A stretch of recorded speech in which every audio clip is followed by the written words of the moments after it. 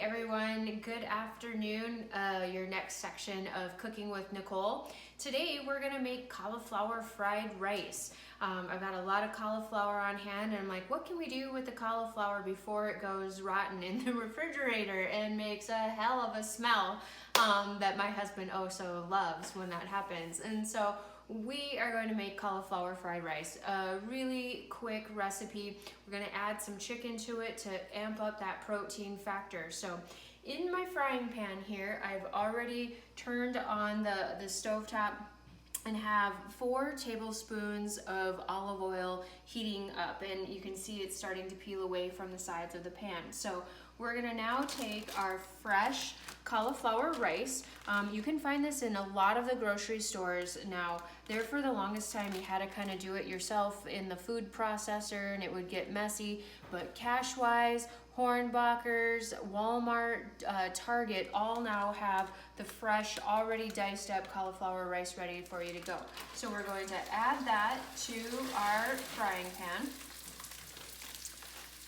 And I'm using 2 bags of it so that we're going to be able to have enough for a 6 serving dish. And this dish will make 6 servings for us. So we'll get all of this put in here. Now, if you'd rather buy the cauliflower fresh by the head and break it down yourself to save cost, because sometimes there is additional cost with already prepared or already prepped foods, you by all means, please feel free to do so.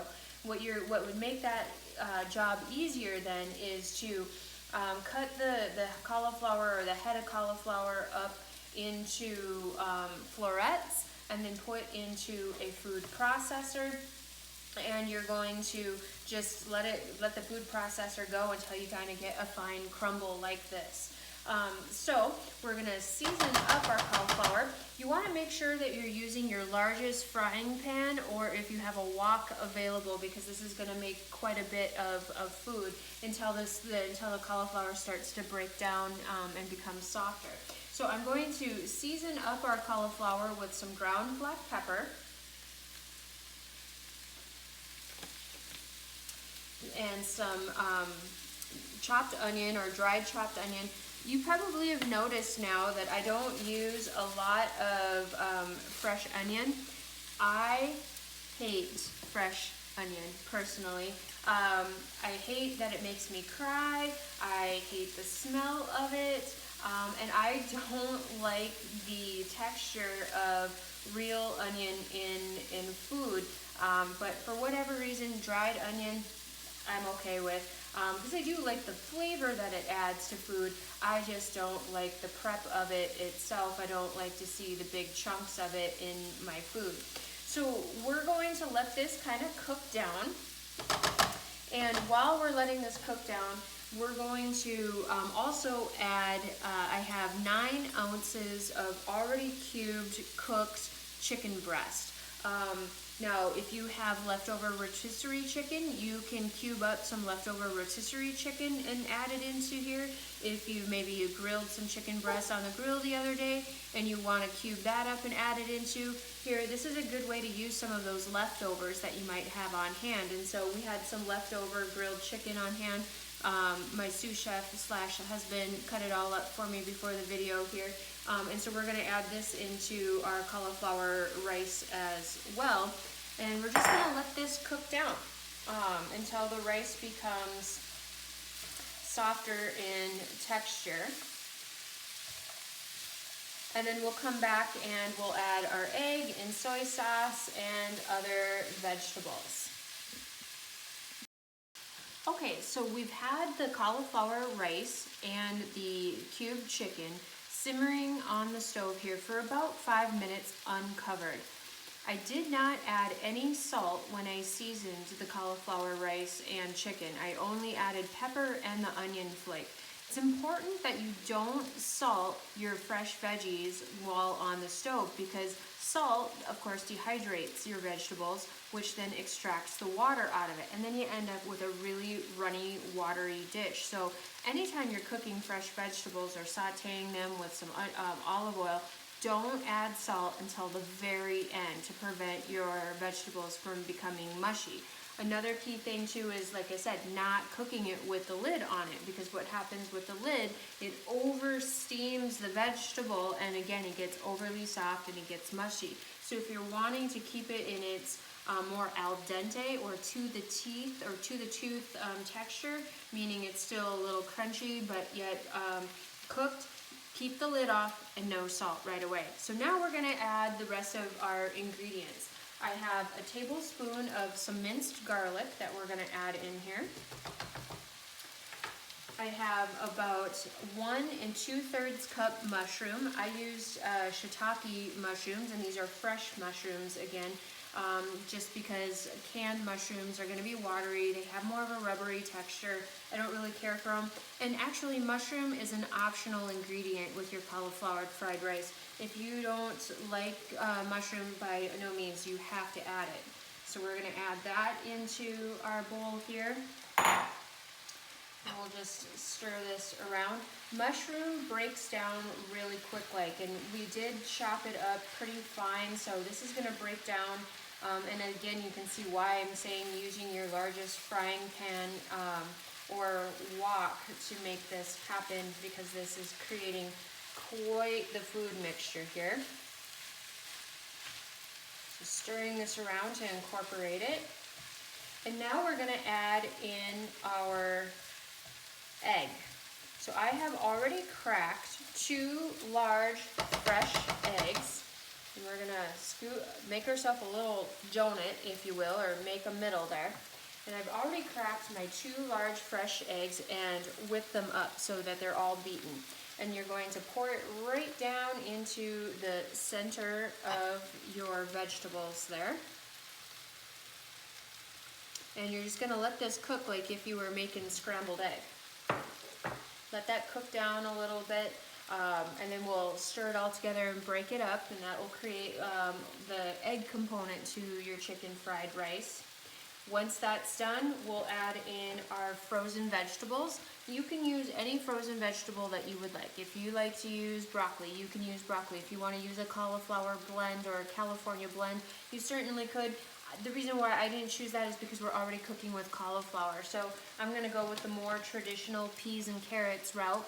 I did find an Asian frozen vegetable mix that I thought about using and considered using, but it had a little more carbohydrate to it compared to the peas and carrots for what we're doing here today. So I'm going to just stir my egg around here. As you can see, it's starting to become scrambled egg consistency. Now, if you find that your eggs are sticking to the bottom of the pan, or to prevent that from happening in the beginning before you poured the egg mixture down, you could just throw a little tap of extra olive oil into the bottom of the pan just to make sure that that doesn't stick. But as we get going here and as this continues to cook, that is going to break up just fine. So we're going to let this continue to cook, and we'll be right back with the rest of the recipe. Okay, so the egg has all been cooked down, and now we're just going to stir it into the rest of the cauli rice mixture here. Our mushroom is starting to break down and cook down as well. You're not going to see a lot of the egg in the mixture, so if you want to add more, by all means, you certainly can do so if you'd like to have that extra egg component. Now we are going to add in our frozen vegetables. So here it goes in our peas and carrots mixture. And I've already pre-measured out 1/4 cup of soy sauce. Now this is your salt. This is going to cook and break down this mixture. I'm not going to add any additional salt to this recipe, given that I am using the full salt version of soy sauce. If you're somebody who is blood pressure sensitive or salt sensitive, where you retain fluid, you can use a low sodium soy sauce. Some keto cooking will use amines, protein amines, and you can find them, or aminos, I guess is how I saw it at the store the other day. And you can find those now in the health food sections of the grocery store. You can find them at specialty cooking stores. You know, why pay the extra cost? I think soy sauce is just fine. The carbohydrate content to it is minimal, if anything. So we're gonna just let this all combine down, and that soy sauce is going to break down the cauliflower here a little bit. And we're just gonna let this cook until the frozen peas and carrots are cooked through. But because our chicken was already cooked, because vegetables don't take long to cook down and caramelize, this is essentially done. So this whole pan is 6 servings. 1 cup is a serving size, probably a little closer to a 1.25 cups overall, because this is quite a bit of food here. It's going to be about 240 calories, 9.5 grams of net carb, or just under 2 teaspoons of sugar, and 18 grams of protein. Now, if you would go to your regular Chinese restaurant and give yourself a serving of chicken fried rice, a cup serving is about 250 calories, so not a lot of difference in calories, but 40 grams of net carb. That is 8 teaspoons of sugar, and we are under 2 teaspoons of sugar for a serving size of this. The other big whoa factor is that a cup of the the regular chicken fried rice at a Chinese restaurant, only 11 grams of protein. They clearly didn't add the amount of protein that I added in today, and this has got 18 in it, so definitely the better choice. You can eat this all by itself as a meal, or you can use it for a side dish for maybe your low-carb Chinese night that you're making at home. And there are a lot of great low-carb Chinese food recipes online for beef and broccoli or mugu gai pan. Check it out. There's a lot of good things. Over the next several weeks here, I did find a great recipe for some General Tso's chicken meatballs, so stay tuned for that, and hopefully we can get that added to our list of great meals for you. I hope you're having a wonderful day. I hope you enjoy your cauliflower fried rice. This is where the sweet deal comes from. Have a good one.